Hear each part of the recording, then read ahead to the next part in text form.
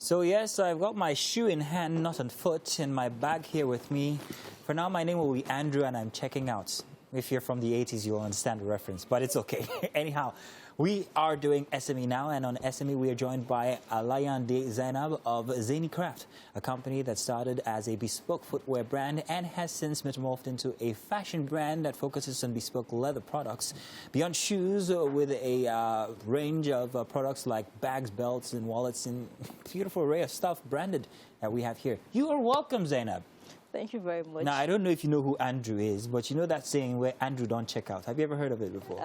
Really? You're young. You're too young. You're too young. Well, I'm so amazed at your products that I had to hold them, hug them, and experience them myself. Thank you very much. And that's what we're going to talk about here today. Your Zaini Crafts. You're all about leather and fashion. Yeah. We want to know exactly how you started and how this has gone on for. How long has it gone on for? 5 years now. 5 years. Yeah. And how far have you come? I'm Alayande Zainab. I'm so excited to be on the show today. I'm a student of University of Lagos, a final year student. I'm studying cell biology and genetics, and I'm also a graduate of College of Technology, where I studied polymer technology. Interesting. Basically, I have been doing this thing. I would say this is an inborn gift because I've been doing this thing since I was age 5. Then I never even knew I was going to be a shoemaker. I never knew I even had flair for it. But one thing I knew was I and my elder brother then, we always have our hands on crafts. And we do make slippers with cardboard. And we wear them for, say, 3 days. And they last without anything going wrong with them. Also, I then do have my hands on footwear that are spoiled. I get them together. I go to those malams that sell cobblers, gum. Yes, gum and what's it called? Sole. I get them from them. I buy them from them, and I fix so many shoes.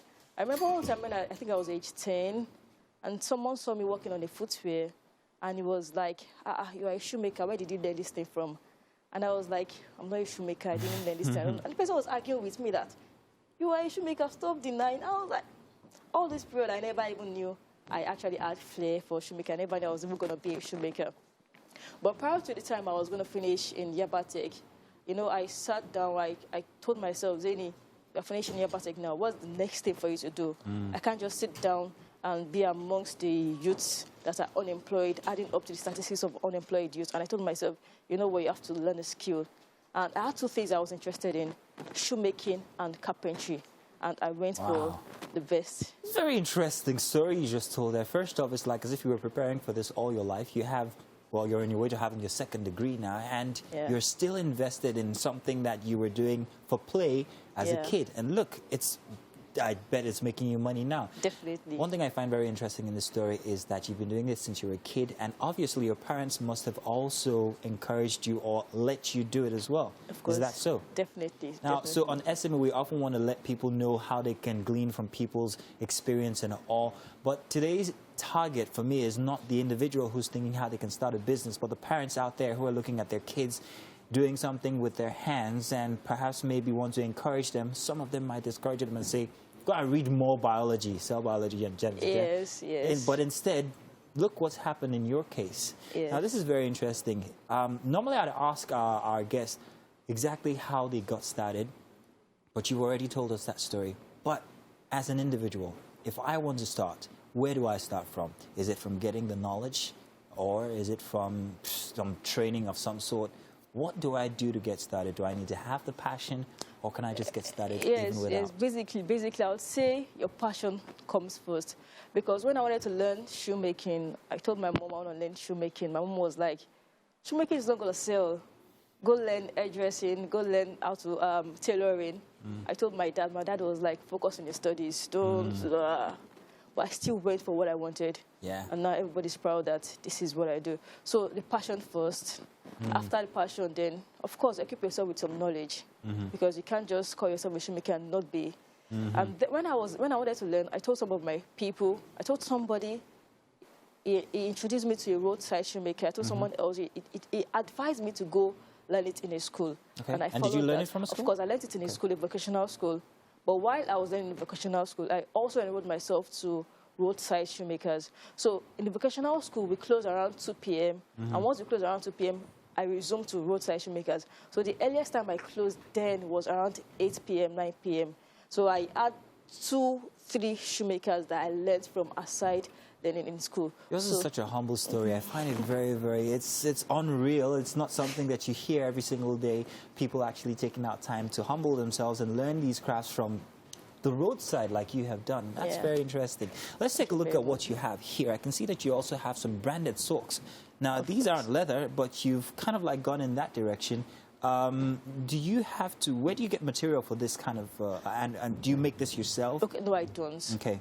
But there are products that we give out alongside our shoes. We have our branded slip, our branded socks, our polish, our shiner, shoe your shoe brushes and everything. So you have all of everything that you need to maintain your shoe and the shoes themselves. Taking a look at your work here, there's something about shoes that I'm always very, very critical about. It's exactly how the soles are sewn onto what you call this part? I don't know. The upper part. The upper part of it. And I can see that it's very nicely done here. It's actually sewn just the way I like it. This is not something that is done regularly with regular shoes in Nigeria. Why did you do this when it comes to your own patent? Okay, so Zainab Craft is unique all around.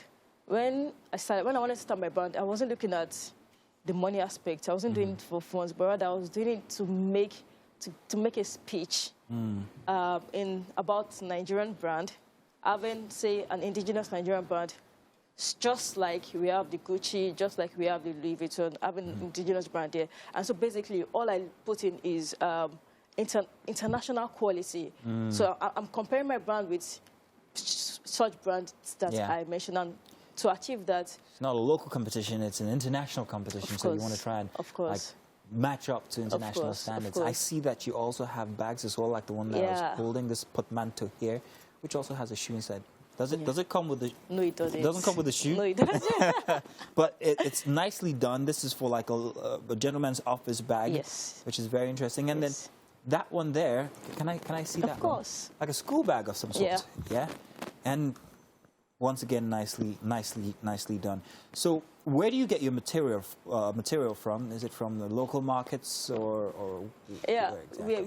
we are preaching buy made in Nigeria. Buy made in Nigeria. Our materials are gotten from local markets here in Nigeria, here in Lagos and in Mushin precisely. Mushin. So it's all grounded here in the state. Yes. So how much do you sell these? And this is for the benefit of anybody out there who perhaps wants to go into this business. I want them to have an idea of how much they could make for items that they craft and also sell. How much do you sell these bags, for instance? Okay, so I sell my bags within the range of 25,000 naira to 70,000 naira. Holy cow. Yes. Okay. That's very, very interesting. That's a lot of money for you. Basically, That's interesting. And what's the patronage like? How are people embracing your brand? My clientele base are people of the medium range to the higher range, basically. So people that love quality and go for quality. Okay. Because that's one thing we put in consideration. We're not playing a game of who is cheaper. Rather, we're playing a game of how quality, how durable, and the uniqueness in our designs. So. Okay. Oh, very interesting. So if I am already in the business and I'm looking to export, for instance, how do I go about that? Have you given that any thought, trying to export your products outside of Nigeria? Yes, we have the capability of exporting out of Nigeria, but one of the limitations we have is access to funding. Okay. Currently, we'll be launching a new showroom. And you've got a showroom? Yes. Zany Crafts. Oh my goodness. Showroom where? Do tell. You said? Tell. Where? At Magodo, Magodo. Here in Magodo. Yes, okay, interesting. On 25th of September, we're going to be launching it. I also have a shoe school where I train people, making them also employers of labor. Sorry, what did you study in school again? Cell biology and What has this got to do with shoes? What have you done to your parents? They sent you to school and look what you... Fantastic job, by the way. I mean, moving into training people, that's just that blows my mind, because not only are you trying to help your own pockets, but you're also impacting people as well. Continue. Tell us about this training school. So we run it in form of, say, admission, because I personally I like to do my things in a formal, interesting, unique way. So we give out admission. Once you get admission, then you go through the process as against Just admitting internship. anybody. Yes, as against internship. So, well, hey, Zainab, fantastic work. Everything you've done. I'm just glad that I love your story. Thank you. One common thing that we have, you and I also study genetics. Wow. But I'm a broadcaster. Interesting. Well, that's fantastic. That's one thing we have in common. Hey, congratulations on your efforts. Thank you we can't very leave you hungry since you came all the way at the break of morning. We want to feed you, so let me let you go to the kitchen. Come on Thank here. you very much. And Titi is going to take care of you. Yeah.